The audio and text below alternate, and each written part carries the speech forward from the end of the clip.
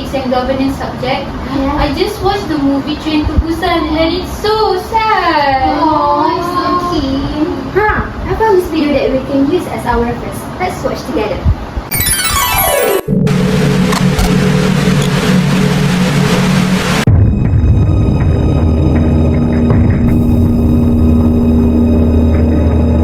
Let's get start with the synopsis. Train to Busan is about Seok Woo, a workaholic and emotional distant fund manager, reluctantly takes his young daughter Su-an on a train journey from Seoul to Busan to visit her mother for her birthday. Although he's preoccupied with work, he agrees to go in an attempt to reconnect with her. As they board the KTS high-speed train, a mysterious and deadly virus outbreak begins to spread rapidly across the country, turning people into zombies.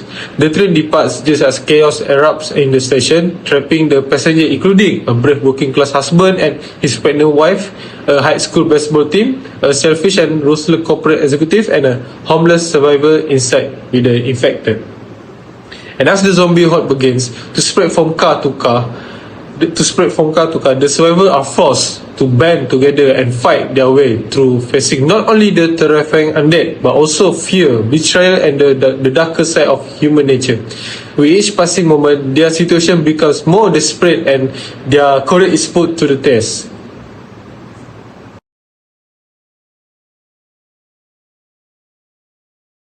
Assalamualaikum and hi, my name is Nuhana Umaira. Now I'll share about two stakes of the characters in the movie Train to Busan. Let's talk about two stakes from Seok Woo, the main protagonist. First stakes, the safety and survival of his daughter, Kim Su-an. Seok Woo does everything he can to protect Su-an and make sure she survives. Upon vital moments that demonstrates his love and sacrifice appears at the end of the film. After Seok Woo is bitten by a zombie, he realizes he is infected and would survive much longer. Despite his own conditions, Seok Woo uses his last moments to secure Su-an's escape. Second stage, his personal growth and moral redemption. Seok Woo's first reaction is to only care about his daughter's safety first when a zombie outbreak starts on the train. One of the most powerful turning points is when Sang-hwa sacrifices himself to save the others. Despite having only known each other briefly, Sang-hwa's selfless act leaves a deep impact on Seok Woo. Later, Seok Woo begins to understand the value of putting others before himself. In a final act of love and protection, Seok Woo risks his life to fight off zombies, something he would never have done at the start. Second stakeholder is Sang-hwa. First stakes is the safety of his pregnant wife. Sang-hwa is a deeply loyal and courageous husband who goes to great lengths to protect his pregnant wife, Song-kyung. He stays physically close to her and constantly checks to make sure she is unharmed. One of the scenes that shows his protection is when he uses his strength and bravery to fight off zombies with his bare hands, just to clear a path for her and others to escape. Even though he knows he might get beaten, he doesn't hesitate, because her safety is much more important to him than his own life. Second stage is doing what is right. Sang-hwa and Seok Woo work together to protect their own families who are locked in the bathroom to hide from the zombies. This moment highlights Sang-hwa's softness and kindness as he willingly offers his strength to support Seok Woo in reaching their goal. His willingness to put others' safety above his own shows his commitment to doing what is right even in the most dangerous circumstances. Second stage is doing what is right. Sang-hwa and Seok Woo work together to protect their own families who are locked in the bathroom to hide from the zombies. This moment highlights Sang-hwa's softness and kindness as he willingly offers his strength to support Seok Woo in reaching their goal. His willingness to put others' safety above his own shows his commitment to doing what is right even in the most dangerous circumstances. Now, I will introduce the main hero and villain in the movie. Seok Woo is the main protagonist in Train to Busan. He is a self-absorbed father who devotes his life to providing for his daughter's future, but fails to see that all she needs is his love. The villain, Young-suk. Yong-soo is a wealthy businessman who initially appears to be self-centered and concerned only about his own survival. He prioritizes his own safety and comforts above the well-being of others, even in the face of deadly zombie outbreak, leading to the death of several passengers.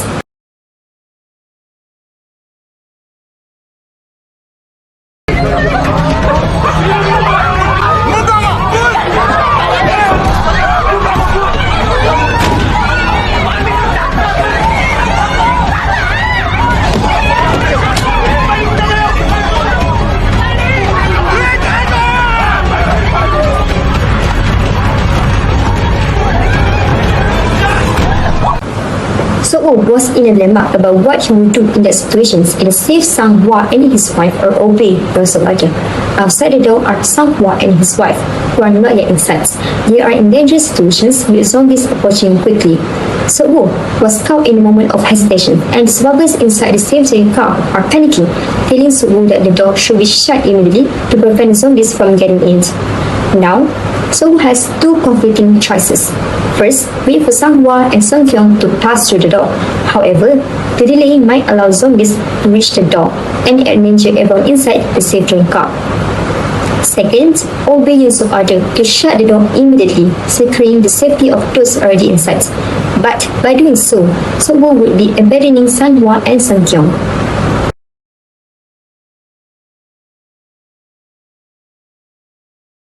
Now, let's talk about the ethical dilemma faced by the villain in the Train to Busan.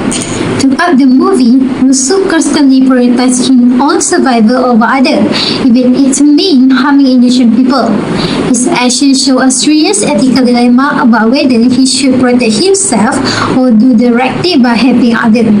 One of the clearest moments showing his dilemma is in the train scene. Sung-woo, Sang-hwa, and few other survivors fight their way through multiple train cars filled by zombies. By the time they reach in the safe passenger carriage, Yusuf doesn't let them in and accuse them of being infected. Instead of showing empathy, he manipulates others by playing on their fear. Another important scene is when Yusuf is attacked by the zombie. A train attendant bravely risks his life to save him. In that moment, Yusuf faces a difficult ethical dilemma as he must choose whether to help the man who just saved his life or betray him to escape.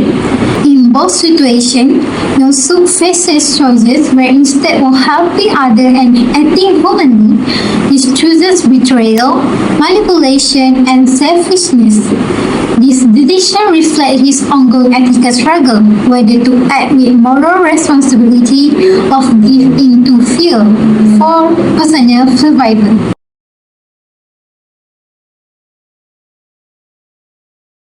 Teleological thinking focuses on the end result. Any actions that leads towards good outcome is justified, even if it is morally wrong. Yong-soo, the main villain in Train to Busan, consistently operates under teleological framework in which the morality of all of his actions depends entirely on the end result, which is in his case survival. This results in morally reprehensible actions such as lying, endangering others, and also sacrificing innocent, all justified to serve his ultimate goal of surviving at all costs. For instance, he manipulates the group to block the door against survivors, arguing it's to ensure collective safety but actually is driven by personal fear. Similarly, he pressures the conductor to leave behind stranded passengers, viewing them as disposable if it increases his chances of staying alive. These highlight how a teleological approach, if distorted towards self-interest, can lead to deeply unethical behavior.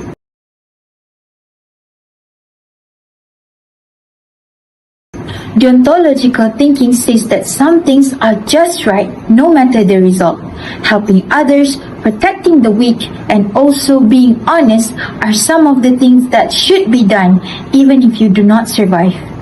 So-woo begins the film as a self-interested man, but his journey transformed him into a moral hero who embodies deontological ethics, the idea that we have to do what is right regardless of the outcome. A clear example of this is when he risked his life to protect the pregnant woman Song Kyung from the zombie. He has no obligation to help her, yet he chooses to because it is morally right. His transformation is solidified in the final act where after getting bitten by the zombie, he chooses to end his own life rather than endangering others like the pregnant woman and his child. He could try to survive a little longer, but instead he puts love and duty first. Seok's choices demonstrate the core of deontological thinking, doing what is right and not what is useful.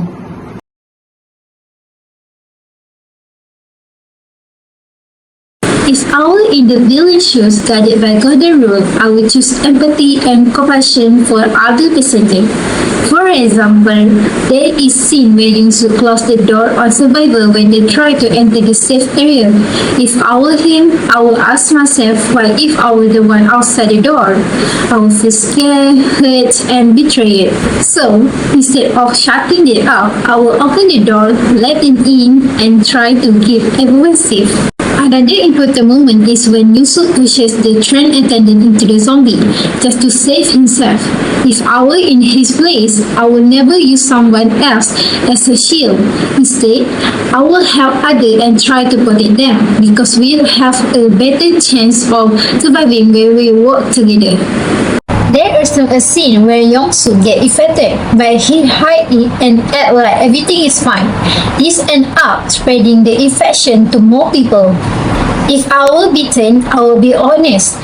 I will isolate myself even if it means losing my life because I will not want to risk the life of others just to live a few more minutes. If I had done things Yong-soo did, I would feel the remorse for breaking everyone's trust. I will feel guilty for the people who die because of my action. And most of all, I'll feel ashamed for turning back on the people who try to help me when I need the most. In conclusion, the Golden Rule reminds us that every life matters. Treating others with kindness and empathy is made us truly human, even in the face of death. Now let's look at the key lesson from Train to Busan.